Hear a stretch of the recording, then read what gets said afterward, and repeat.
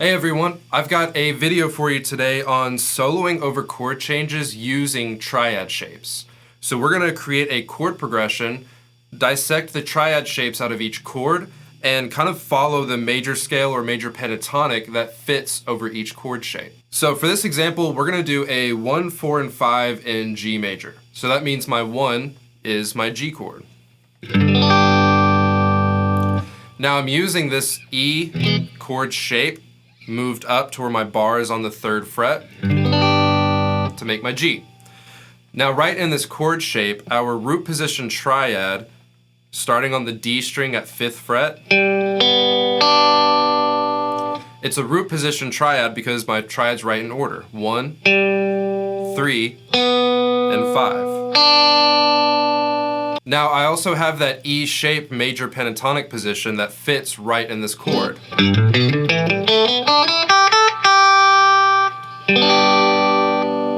So I'm going to use that major pentatonic position to solo over this chord, targeting the notes out of my triad.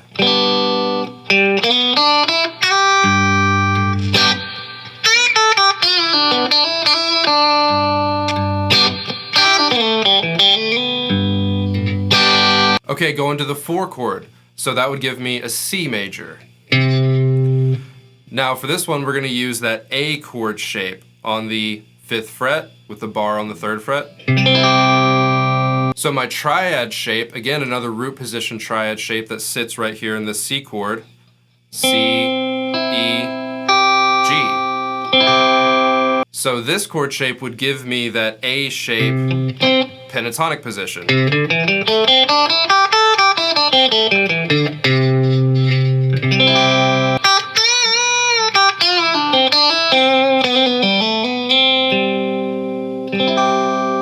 Now go into the 5 chord, so that would give me a D major. We're going to use this C chord shape, starting at the A string on the 5th fret,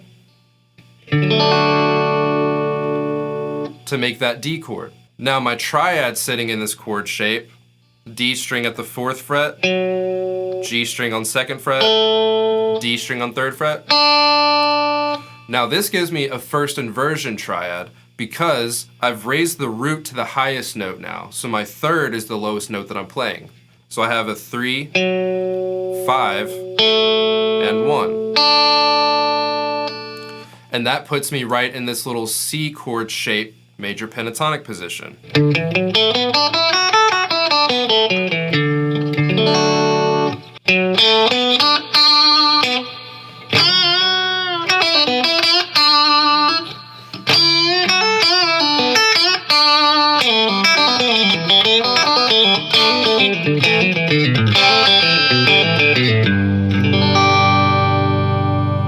Now once I've established what pentatonic position I'm in, I can kind of just continue to connect them from my starting point.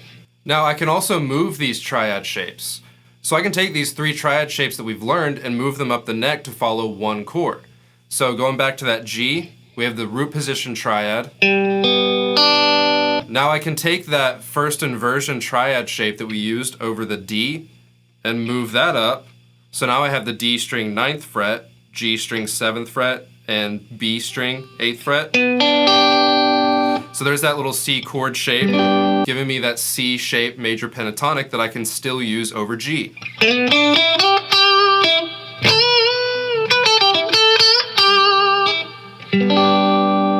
Or that other root position triad shape that we learned over the C. Move that one up so you have the G and the B string up at fret 12.